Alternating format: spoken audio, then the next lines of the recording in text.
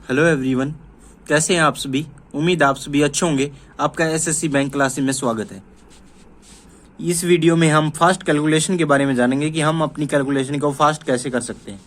हमने इससे पहले एक वीडियो करी है फास्ट कैलकुलेशन की, उसमें हमने एक मेथड बताया है जहां पर भी हमारे पास यूनिट प्लेस पे वंस प्लेस पे 5 से 5 हो और जो हमारी मल्टीप्लीकेशन पूरा नंबर है उनके बीच का डिफरेंस 10 हो।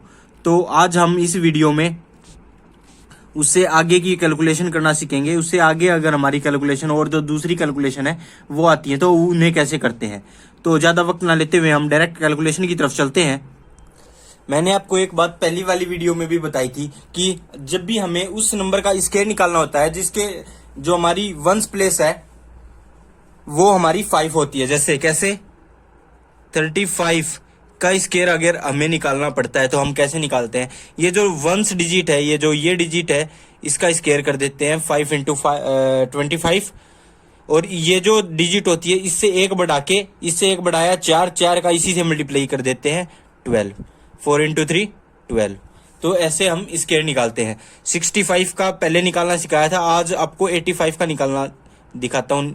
85 का स्क्वायर, लास्ट वाली डिजिट, ये वाली डिजिट 5 में 25 और 8 प्लस 1 9 इंटू 8 72।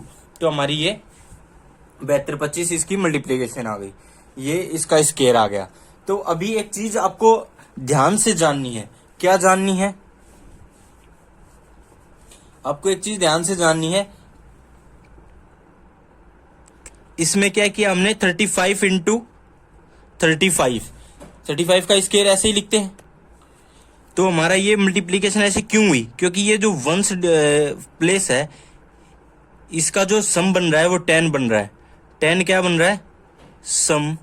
और ये जो इससे आगे वाली जो प्लेस है ये दोनों सेम है। तो हमारा कैसे हुआ कि ये जो 5 है इस 5 से मल्टीप्लाई हो गया 25 आ गया और ये दोनों सेम थे तो एक बढ़ाया 3 से 1 हो गया 4 3 12। तो 1225 हमारा आ गया। क्या इसी प्रकार की कैलकुलेशन हम दूसरे मल्टीप्लिकेशन में भी लगा सकते हैं जहां पे ये वंस जो डिजिट वंस जो प्लेस है इन दोनों का सम 10 होता हो और ये जो इससे जो 10th प्लेस है या फिर उससे आगे वाली जितनी भी प्लेस है उस पे हमारा जो ये है सेम नंबर हो। चलो लगा के देखते हैं। बिल्कुल लगेगा, लगा के दिखाता हूं आपको। 45 नहीं लेके हम लेते हैं 43 इंटू 47। तो इसमें देखिए आप, जो ये वंस डिजिट है इन दोनों का सम कितना हो रहा है? 10 हो रहा है। और ये जो इससे जो पहले वाली डिजिट है ये दोनों कितनी है? सेम है, 4 है। तो हम इसका निकालते हैं 7 इंटू 3 21 और इससे जो पहले वाली डिजिट है इसको एक बढ़ाते हैं 4 और एक बढ़ाया तो 5 इंटू 4 20। अभी फोन में चेक करवाते हैं आपको कि क्या 20 और 21 ही आ रहा है हमें। चलो देखते हैं।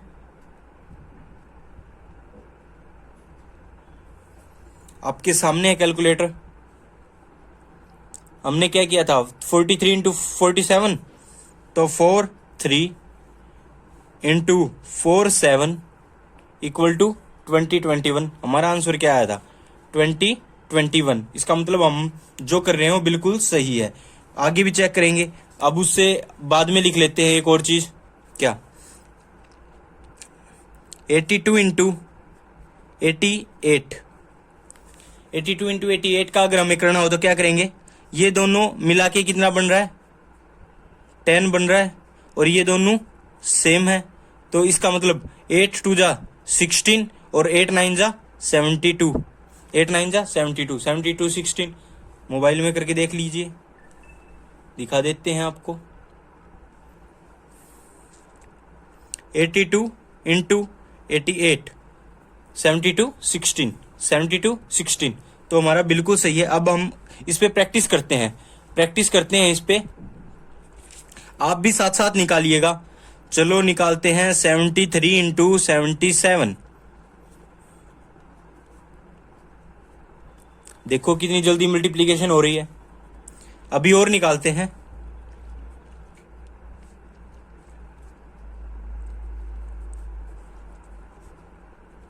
ये निकालिए, 7 या 21 और 10 से 1 ज्यादा 11, 11 इंटू 10 110, 110। तो कितना आसान हो गया है ना हमारे हमसे जो हम मल्टीप्लाई करते हैं उसको मल्टीप्लाई करना कितना आसान हो गया है।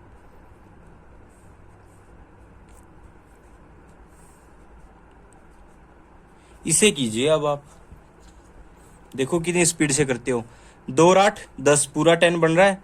ओके, इससे आगे वाली वैल्यू दोनों की तरफ 19 है, तो 8 दूनी 16 और 19 का 1 20, 20 गुणा 19, 19 दूनी 38, 380। क्योंकि 19 का 20 से मल्टीप्लाई करेंगे तो कैसे करेंगे, 19 का 2 से कर लिया, 19 दूनी 38 और ये वाली 0 लगा दी, 380, 380। तो ये हो गया। और निकालते हैं अभी तो।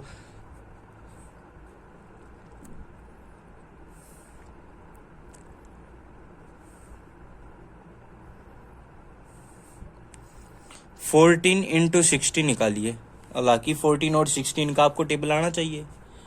अभी देखिए 6 और 4 10 होता है, हाँ बिल्कुल। तो 6 चौके 4 6 24, 1 दूनी 2, 14 6 84, 14 6 84, 14 और 8 22। सभी में लगेगा जहां भी आपका। अभी इसी को और बड़े लेवल पे लेके चलते हैं, तो कैसे लेके चलते हैं ये देखते हैं आप। 73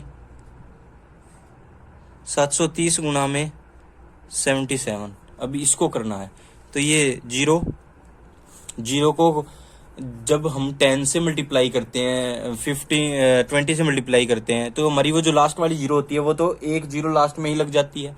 तो अभी इसको हम क्या लिख सकते हैं, 73 इंटू 10, 73 इंटू 10 और इंटू 77। अब 73 और 77 का हमें पता है कैसे करते हैं। कैसे, 7 और 3 10 हो रहा है और आगे वाला सेम है, तो 7 या 21 और 7 8 56, 56 21 आ गया। और उसके बाद में ये जो 10 है 10 से मल्टीप्लाई कर दिया, तो यहाँ पे 0 लग गई। कितना आसानी से हो रहा है ना, बिल्कुल आसान है। आप कैलकुलेशन पे ध्यान दीजिए, कितनी अच्छी अच्छी कैलकुलेशन आपको करवाई जा रही है। यहाँ करते हैं 74 इंटू 76। अब इसी का मल्टीप्लाई मान लीजिए, अब ये दे दिया 7.4 इंटू 7.6। तो क्या करेंगे, ये पॉइंट अभी छोड़ देंगे। पॉइंट का नाम का क्या आ जाता है, नीचे 10 आ जाता है, ये नीचे 10 आ जाता है। अब ये 74 और 76 की मल्टीप्लाई कीजिए आप। 6 और 4 10, आगे वाले सेम है, तो 6 चौक 24 और 7 8 56, 56 24 हो गया। 56 24 के बाद में कितने पॉइंट थे, 2 से पहले लगा देंगे, 56.24। यहां करके दिखाते हैं आपको। 63 इंटू 6.7, 63 इंटू 6.7 का निकालिए। 10 6 6 सेम, तो 7 या 21, 7 3 जा 21 और 6 7 42, 6 को 1 बढ़ा के उससे मल्टीप्लाई 42। तो मोर पॉइंट 1 के बाद 422.1।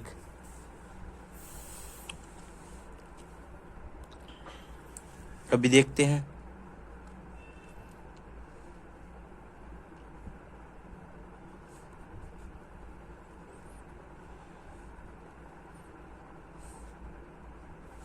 अब इसका कीजिए 3.03 इंटू 30.7।